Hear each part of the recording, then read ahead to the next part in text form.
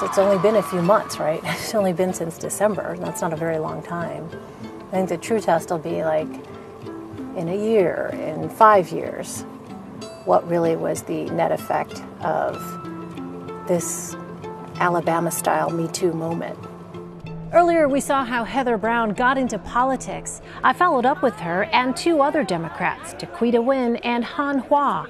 I asked them about what they've been up to since the Alabama special Senate election. I guess the first thing we did was start candidate recruitment for local elections here in Baldwin County. And then throughout that process, I somehow talked myself into running for office. How did that happen? I don't know. I will be running this year, so I'm. He's like, yeah. It sounded so good on paper. And now? It's kind of fun. It's a learning thing, you know, all the little details that you never realized were part of a campaign until you're actually the one running. What are you running for? I'm running for county commissioner. And so how's that been? It's been kind of interesting, getting a lot of questions from friends on social media where I've, you know, kind of started to introduce my campaign. And I have a lot of friends that don't see eye to eye with me politically, but they've been questioning me about different things that I've mentioned I want to see change in the county. So it's kind of nice to see that we're reaching across each other again and talking. Did a lot of your friends know about your political persuasions before you became a candidate? Some did, some didn't. I've always spoke up on issues that I've considered important, but I've never been exactly politically minded with it.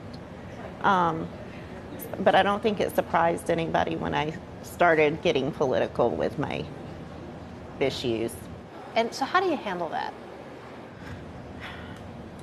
A lot of listening to other people. I mean, that's really the key to me, is I really listen to what is being said to me instead of reacting immediately. This is a state that did not elect a Democrat to the Senate for 25 years. I mean, when you talk about Democratic Party infrastructure in Alabama, is there such a thing? As someone who consulted for the state party, no. There's not. There's not. I mean, there's county chairs in the 67 counties, but what I found out when I was consulting this summer is it was severely lacking. And I actually had the Democratic belt, so I had the black belt, which was like the only Democratic area besides the metro area. And people aren't trained up. They didn't know, like, you know, calling and knocking on doors and using technology and data. I'm like a data, evidence-based driven person. And so for me, it's like, well, I mean, and as my first, I guess, political involvement was knocking on doors for John Ossoff. And as you could see, like, there was so much money in that race, but he didn't win, right? So it's not money that win race. It's a different type of game or a different type of strategy. And how do you get that? And I think what Doug showed in his election was like, there's a different way of winning an election. It becomes coalition building, but it's also going to talk to your neighbors and friends, and also going knocking on doors in different communities and, you know, introducing yourself. And I think it's just getting to know your community. I think what I learned a lot from, and what I got out of that campaign was like, I wouldn't have so many friendships now from all these amazing women if it wasn't for getting into the movement, I guess. So I wonder, Tequita, when you're going about your own activities, is there somebody you just pick up the phone and call, some kind of network you can plug into to get guidance on, all right, I've done this, now what's next on the checklist?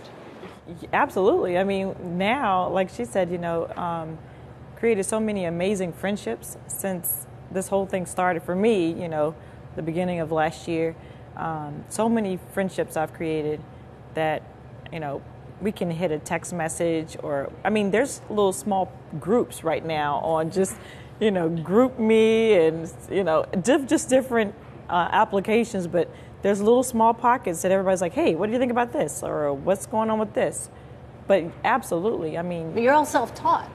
We are, but we all have ideas on things, and we run, you know, we run it past each other, and you know, hey, that sounds like a great idea. You know, we get consensus and we move on. But a coalition of us, I mean, I think because the party, the Democratic Party, was so broken, I guess, the grassroots organizations that we had here in this area really stepped up and got it done. And like she said, you know, we didn't have any training. We weren't familiar with, you know, data, technology, any of it. But, you know, all of a sudden it was like, boom, we got to make it happen. So we were doing, you know, crazy stuff. I mean, just everybody, the priority was Doug Jones. I mean, we were very myopic at the 9th hour, you know, in November. We were like, that's all we were focused on. So we saw a lot of each other.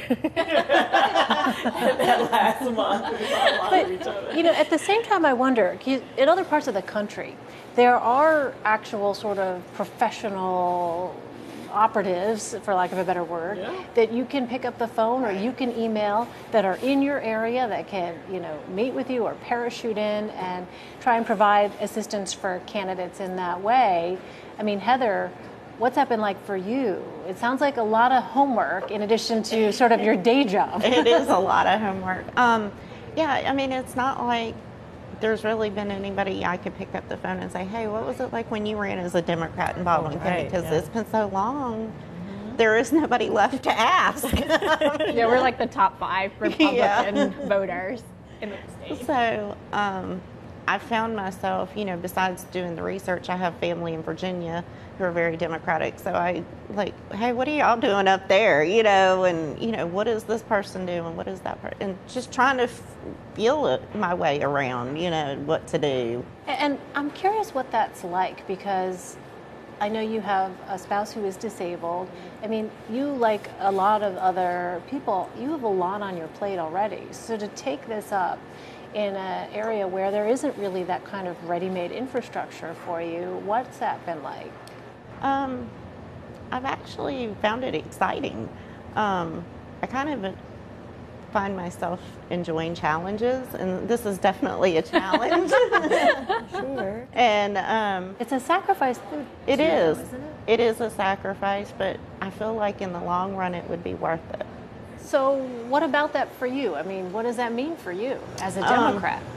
It's going to be hard, you know, to get enough votes to win, but the one thing I mentioned recently at a meeting I was at was, for me, just having my name on the ballot is a victory in itself, because I haven't had a choice on my ballot in so long when I've gone in to vote, that it's been nothing but one Republican in each spot, except maybe when we have a president election. And so you feel like it's already a win? I feel like it's already a win because there's Democrats on the ballot. There's choices. Whether you're Republican, Democrat, Independent, you can go in and vote this November and have a choice.